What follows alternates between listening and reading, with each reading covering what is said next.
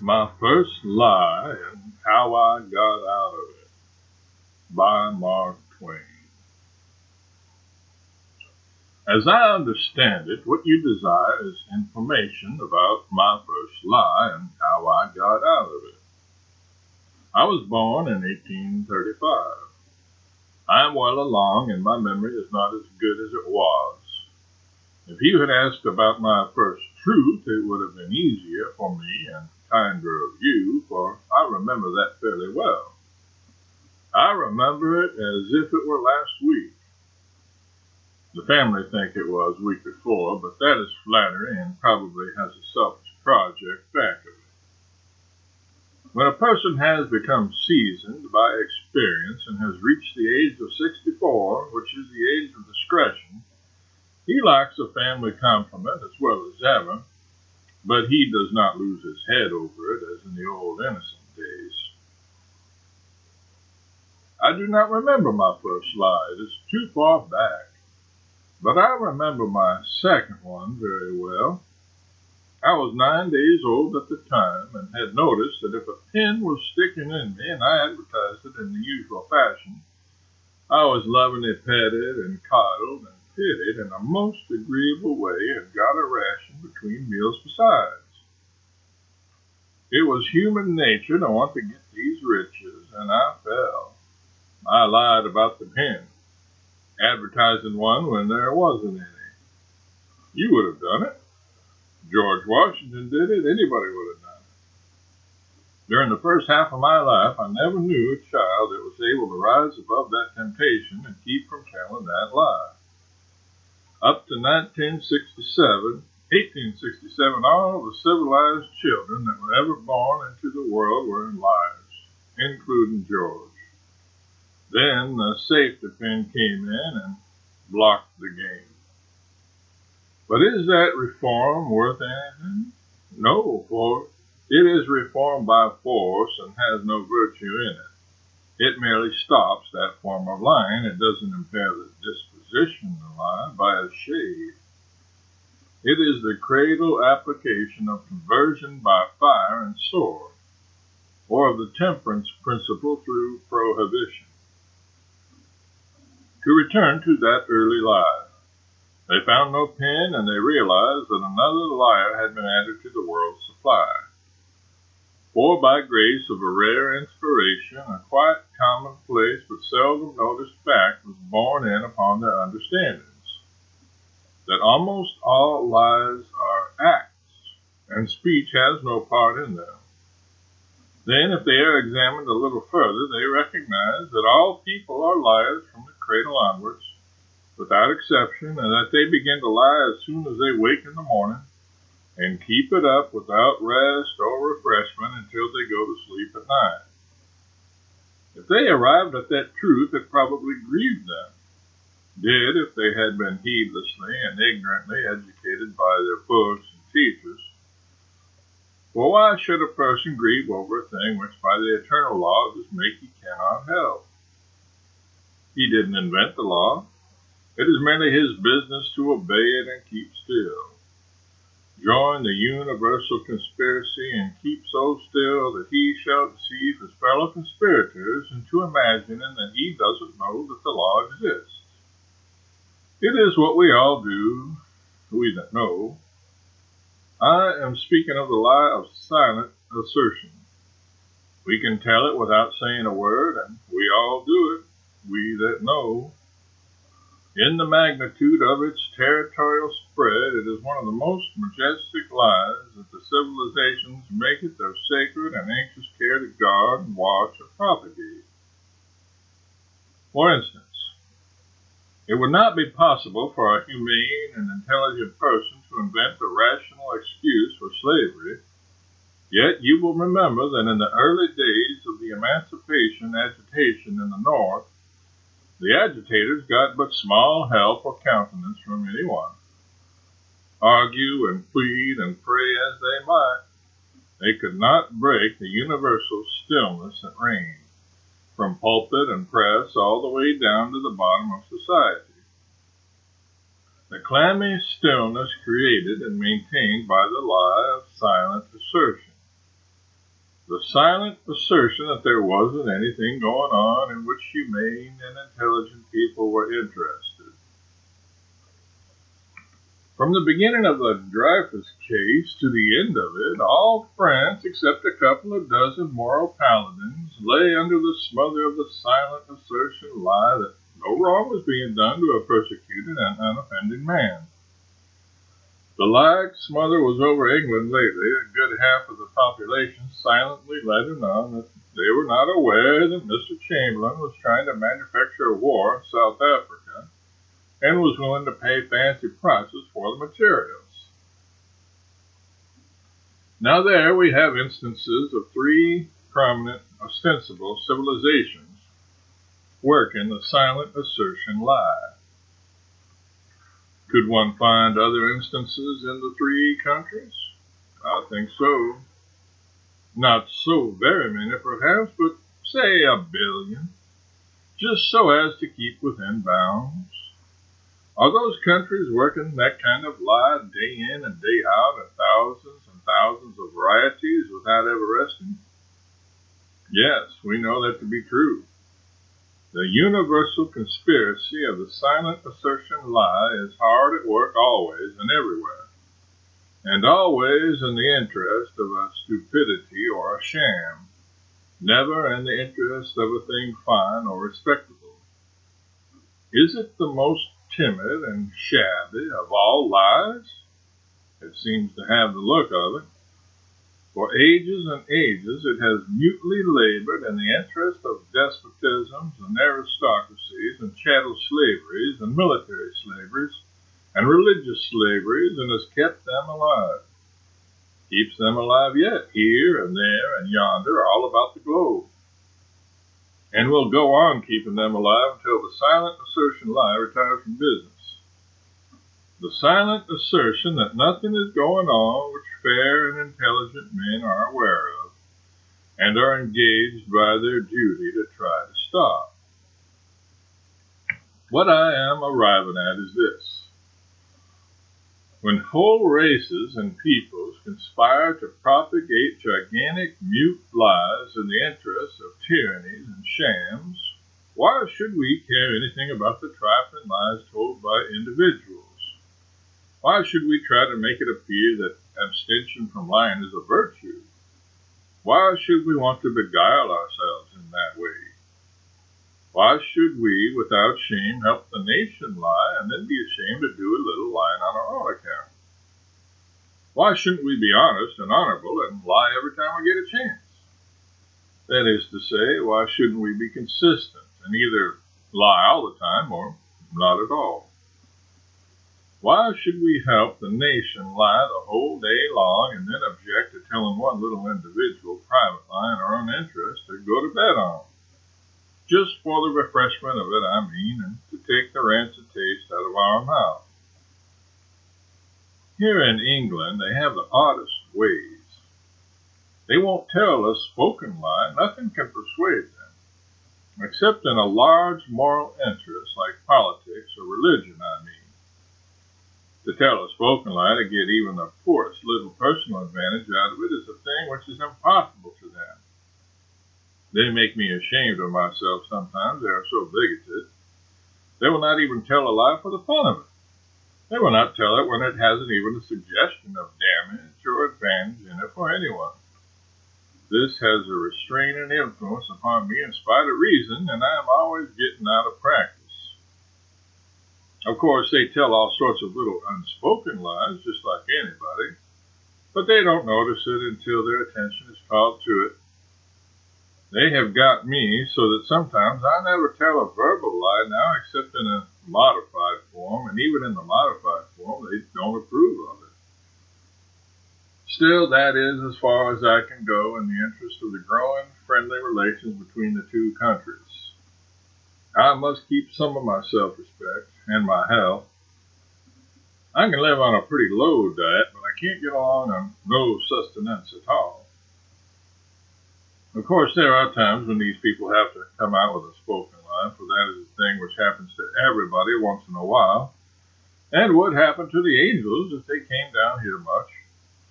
particularly to the angels, in fact, for the lies I speak of are self-sacrificing ones told for a generous object, not a mean one.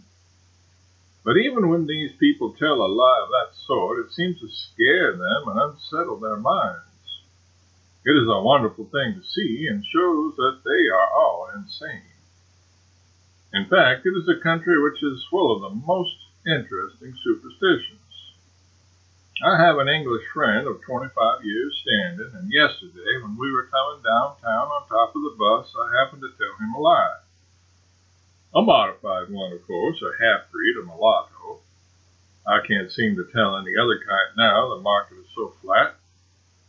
I was explaining to him how I got out of an embarrassment in Austria last year. I do not know what might have become of me if I hadn't happened to remember to tell the police that I belonged to the same family as the Prince of Wales. That made everything pleasant, and they let me go, and apologized too, and were ever so kind and obliging and polite, and couldn't do too much for me, and explained how the mistake came to be made, and promised to hang the officer that did it, and hoped I would let bygones be bygones, and not say anything about it.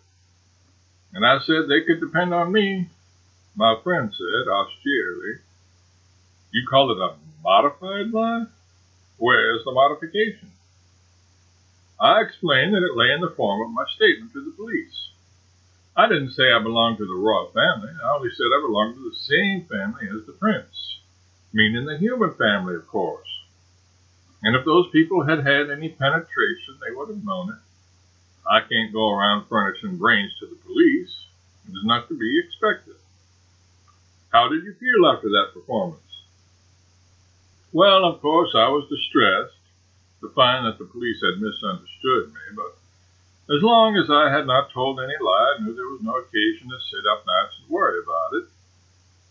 My friend struggled with the case several minutes, turning it over and examining it in his mind. Then he said that so far as he could see, the modification was itself a lie, it being a misleading reservation of an explanatory fact.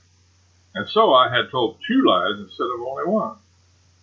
I wouldn't have done it, said he. I have never told a lie, and I should be very sorry to do such a thing. Just then he looked at his hat and smiled a basketful of surprised and delighted smiles down at a gentleman who was passing in a hansom. Who was that, G? I don't know. Then why did you do that? Because I saw he thought he knew me and was expecting it of me. If I hadn't done it, he would have been hurt. I didn't want to embarrass him before the whole street. Well, your heart was right, G, and your act was right. What you did was kindly and courteous and beautiful. I would have done it myself. But it was a lie. A lie? I didn't say a word. How do you make it out? I know you didn't speak. Still, you said to him very plainly and enthusiastically in dumb show, "Hello, you in town? Awful glad to see you, old fellow. When did you get back?" Concealed in your actions was what you have called a misleading reservation of an explanatory fact, the act that you had never seen him before.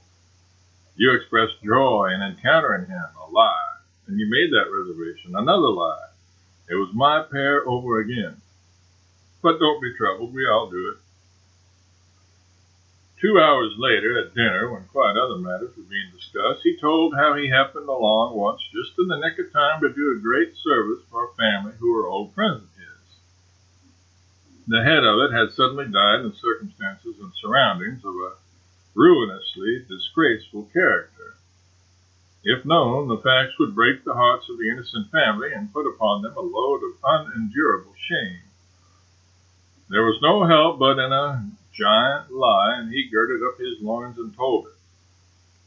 The family never found out, G? Never. In all these years, they have never suspected.